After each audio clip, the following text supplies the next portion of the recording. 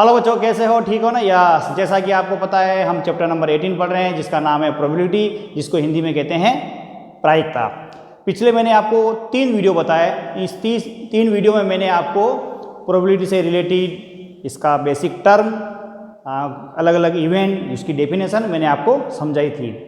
आज हम इस वीडियो में वही प्रोबेबिलिटी से रिलेटेड कुछ बेसिक और पढ़ेंगे, लेकिन इस वीडियो में जो मैं आज बताने वाला हूँ वो आपको अच्छी तरह से समझना है, क्योंकि ये ही बेसिक आपका 18 जब हम एक्सरसाइज करेंगे उसका, इसमें ये बेसिक आपके वहाँ काम आएगा।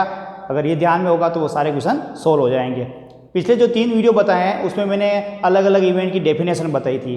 बोर्ड के एग्ज़ाम में ये डेफिनेशन एक बार तो बहुत कम पूछी जाती है, लेकिन आपको अलग अलग इवेंट की डेफिनेशन दिमाग में तो भी रखनी तो है। अब इस वाले वीडियो में मैंने आपको फॉर्मूला बताया है, फिर फ्लाइंग कार्ड्स के बारे में क्या है ये बताया है। इनको विशेष तरह से ध्यान रखना है, इनकी क्या क्या अलग अलग प्रॉपर्टीज होती है, इनको ध्यान में रखना है और इसके आधार पर हम क्वेश्चन कर सकते हैं। तो देखते हैं कौन कौन सी इसमें प्रॉपर्टीज हैं। सबसे पहले मैंने प्रोबेबिलिटी का फॉर्मूला लिखा है। पहला वाला है, लिखा है कि probability of happening an event, कोई इवेंट जब हैपन होती है तो उसकी प्रोबेबिलिटी क्या होगी, यानी कि कोई घटना जब घटित होती है तो उस इवेंट की प्रोबेबिलिटी हमें फाइंड करनी है, उस घटना की हमें प्रोबेबिलिटी फाइंड करनी है, तो उसका क्या फॉर्मूला है। मैंने आपको पहले भी बता दिया कि अगर इवेंट ए है तो उसकी प्रोबेबिलिटी लिखेंगे पी ए। इसका फॉर्मूला इस तरह से बता रखा है कि P A equal number of favourable outcome upon number of all possible outcome, यानी कि फेवरेबल आउटकम जो होंगे वो जितने भी होंगे वो आप न्यूमरेटर में लिखोगे और टोटल पॉसिबल आउटकम जो होंगे वो आपको डिनोमिनेटर में लिखने हैं। मान लो जैसे मैंने एक डाइस है, उस डाइस को मैंने थ्रो किया। अब मैं आपको पूछूं कि टोटल पॉसिबल आउटकम क्या है, तो उस डाइस पे 6 सरफेस है, तो अगर 1 2 3 4 इधर अगर डिजिट लिखे हैं तो टोटल आपके डिजिट आएंगे 6, तो टोटल पॉसिबल आउटकम हो गया 6। अब मैं यूँ कहूँ कि इवन नंबर आने की प्रोबेबिलिटी बतानी है, तो इवन नंबर आपको मिलेंगे 2 4 6, यानी 3 मिलेंगे। 3 जो रिजल्ट मिल रहे हैं ये फेवरेबल आउटकम, टोटल मिल रहे हैं 6, वो आपका ऑल पॉसिबल आउटकम। इसी तरह कॉइन को अगर हम टॉस कराते हैं तो आपके पास टोटल रिजल्ट आपको पता है कितने होंगे, पॉसिबल आउटकम 2 होंगे, यानी कि हेड और टेल, तो टोटल पॉसिबल आउटकम हो गया 2। अब मैं यूँ कहूँ कि हेड आने की प्रोबेबिलिटी बताना है, तो हेड उसमें से 1 है, तो फेवरेबल आउटकम हो गया 1। तो फेवरेबल आउटकम जो भी है वो हम न्यूमरेटर में लिखेंगे और डिनोमिनेटर में हम टोटल पॉसिबल आउटकम लिखेंगे, किसी इवेंट का ये फॉर्मूला। अब हम मैथमेटिकल किसी सिंबल से रिप्रेजेंट करेंगे, तो फेवरेबल आउटकम को हमने लिख दिया m और टोटल पॉसिबल आउटकम जो है उसको लिख दिया n, तो इसका फॉर्मूला बन गया P A equal M upon M, यानी m फेवरेबल आउटकम होगा, n टोटल पॉसिबल आउटकम होगा। अब इसी का सेकंड वाला, probability of not happening of an event A, कोई इवेंट ए है, अगर वो घटित नहीं होती है, हैपन नहीं होती है तब उसकी प्रोबेबिलिटी क्या है, तो उसका फॉर्मूला ये। अगर नहीं हो तो उसको हम बार से रिप्रेजेंट करेंगे। ए इवेंट है तो इसके ऊपर बार लगाएंगे, ए बार, तो प्रोबेबिलिटी हो जाएगी पी ए बार। इसका फॉर्मूला आएगा number of unfavourable outcome of A upon number of all possible outcomes. यहाँ मैंने ऑल पॉसिबल आउटकम्स को बता दिया है, एन से रिप्रेजेंट करेंगे तो एन लिखा है। अब यहाँ अनफेवरेबल आउटकम कैसे निकालेंगे? फेवरेबल आउटकम है आपके पास एम, ऑल पॉसिबल आउटकम है आपके पास एन, यानी कि टोटल में से अगर फेवरेबल निकाल लेते हैं तो कितने क्या बचते हैं? अनफेवरेबल। तो इसको हम इस तरह से भी लिख सकते हैं एन माइनस एम, तो ये एन माइनस एम लिखा है अपॉन एन। अब मैंने क्या किया, इसको सेपरेट कर दिया। अब एन के अपॉन में एन लिखा, एम के अपॉन में एन लिखा है, अलग अलग लिख दिया। अब इसे एलसीएम लेंगे तो ये चीज़ आएगी, यहाँ एन का एन में डिवाइड देंगे तो 1 आएगा, ये एम अपॉन एन ही होगा। एम अपॉन एन का फॉर्मूला देखो यहाँ ये मिल रहा है, तो पी ए लिखेंगे, यानी कि पी ए बार इक्वल होगा 1 माइनस पी ए, ये इसका फॉर्मूला हो गया।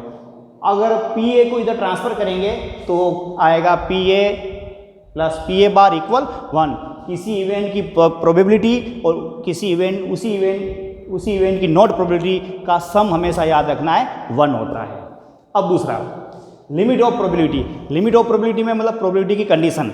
इस कंडीशन में क्या है कि कोई भी ए इवेंट है जिसकी प्रोबेबिलिटी जीरो के इक्वल होती है और जीरो से ये पी ए बड़ी होगी, 1 के इक्वल होगी और 1 से पी ए की वैल्यू 1 से लेस देन होगी। यानी कि कोई भी प्रोबेबिलिटी जो होती है 0 से बड़ी और 1 से छोटी होती है। मैक्सिमम कह सकते हैं तो 1 होगी, मिनिमम कहेंगे तो 0 होगी।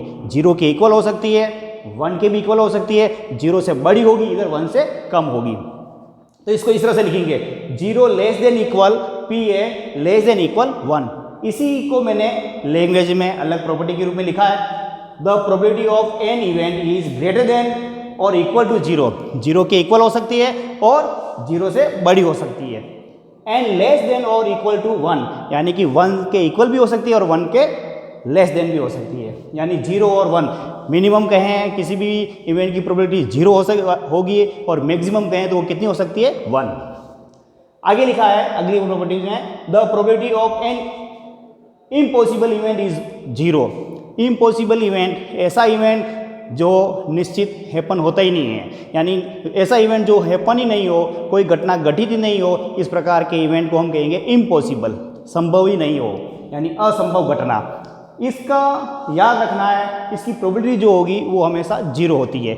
इम्पॉसिबल इवेंट की प्रोबेबिलिटी हमेशा 0 होती है। इसी के आगे वाला है, the probability of sure event is 1, यानी कि श्योर इवेंट जो है, निश्चित रूप से कोई इवेंट हैपन होता है तो उसकी प्रोबेबिलिटी जो होगी वो हमेशा याद रखनी है 1 होती है। फिर अगला वाला, the sum of the probability of all the elementary event of an experiment is 1। Elementary event का मतलब होता है कि एक एक्सपेरिमेंट में अगर किसी इवेंट का एक ही रिजल्ट हो तो उसको हम कहेंगे एलिमेंट्री इवेंट। तो किसी भी एक्सपेरिमेंट में सभी एलिमेंट्री इवेंट का सम की प्रोबेबिलिटी हमेशा क्या होगी, 1 होगी। ये हमेशा याद रखना है। अब फ्लाइंग कार्ड्स के बारे में मैंने कुछ ये पॉइंट लिखे हैं। फ्लाइंग कार्ड्स के बारे में आप जानते ही होंगे। इसमें लिखा पहला point, A deck of flying cards has in all 52 cards. एक फ्लाइंग कार्ड के अंदर 52 टोटल कार्ड्स होते हैं। 52 कार्ड्स को हमने 4 पार्ट्स में डिवाइड किया है। कौन कौन से है? एक पार्ट स्पेड वाला, दूसरा पार्ट क्लब वाला, तीसरा हट वाला और चौथा डायमंड वाला। स्पेड का मतलब हुकुम के पत्ते, क्लब्स का मतलब चीड़ी के पत्ते, हट का मतलब पान के पत्ते, डायमंड का मतलब ईंट के पत्ते।